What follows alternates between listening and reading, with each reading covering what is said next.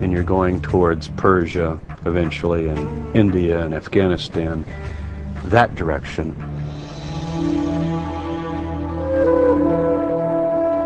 And if Jesus thought he was the Jewish Messiah, there was another reason why he might have traveled east. People forget that the Messiah's got to do essentially two things.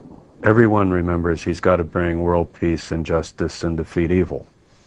That's all the way through the prophets. When the Messiah comes, he's the Prince of Peace. But the other huge task is he's got to gather all the scattered tribes of Israel back to the land of Israel. Now, this takes a bit of explaining, but it's not too complicated. The people we know today as the Jews are only one tribe, the tribe of Judah.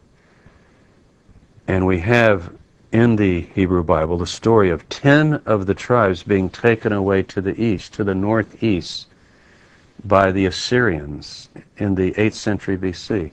They become known in history as the lost tribes because nobody knows exactly what happened to them. We do, though, we can speculate that if Jesus thought of himself as the Messiah, he might have had in mind, I've got to go and present myself to these dispersed brothers and sisters off wherever they might be. The journey east from Israel in the 1st century was surprisingly easy, by land or by sea, on the Silk Route, or the Spice Route.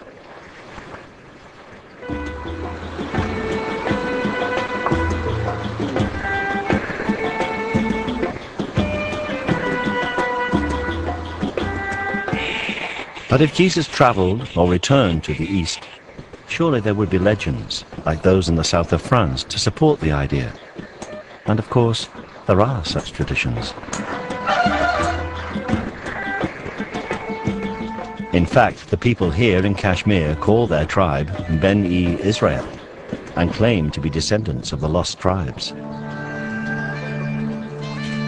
And here there are stories that in the 1st century, Essa, known locally as Yusasaf, meaning leader of the healed, returned to Kashmir in his 30s.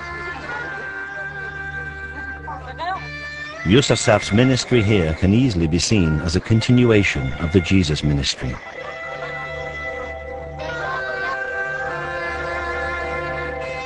In a local temple called the Temple of Solomon, there used to be an inscription which told of Yusasaf's claim, made about 50 AD, to be Jesus, the prophet from Israel.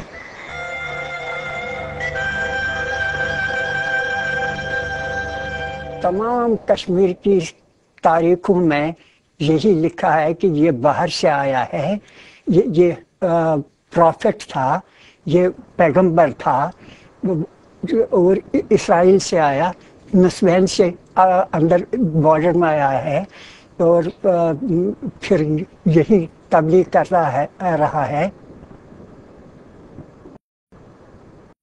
वही Jesus है, वही मसीह भी है, क्योंकि use Asad के माने हैं जो कोड़ी के मर्ज़ में हूँ उनको शिफा देने वाला, उनका इलाज करने वाला, जो शफायाब हुए उसको यूज़ असद के दूसरे माने हैं कि यूज़ असद के दूसरे माने हैं जमा करने वाला।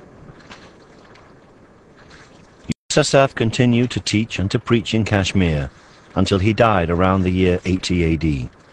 He was buried in Srinagar.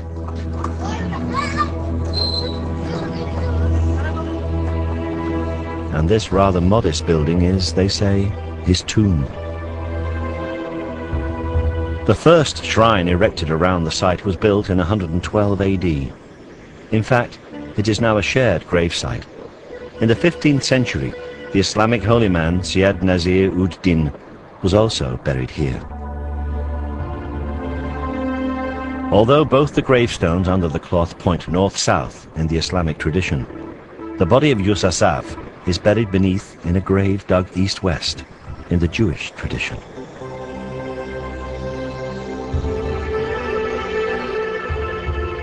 But this is a sacred site, and short of exhumation, There is no way of discovering whether the body buried here is that of a man who once survived crucifixion. However, next to the sarcophagus are the carved footprints of Yusuf, and they do have marks or scars on them. अच्छी उम्र में ये फोत हो गया है और उसके पाँव के निशानात का पत्थर पर उन्होंने कुंदा कर रखे हैं, जैसे कि थे वैसे ही रखे हैं निशान के तौर पर। उनमें जख्मों के निशानात बिल्कुल साफ नजर आते हैं, जो सलीब पर चढ़ाने की वजह से उनके पाँव में जख्म आए थे। The position of the scars, just behind the toes, do not match each other, but they would align if a single nail was driven through both feet with the left foot placed on top of the right.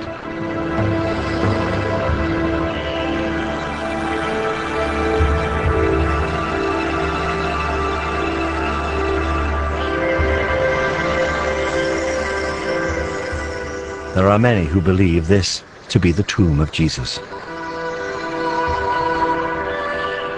If this is the tomb of Jesus, then he spent most of his life in the mountain kingdom of Kashmir. He did not die on the cross. There was no resurrection. He did not ascend into heaven, and he does not sit at the right hand of God.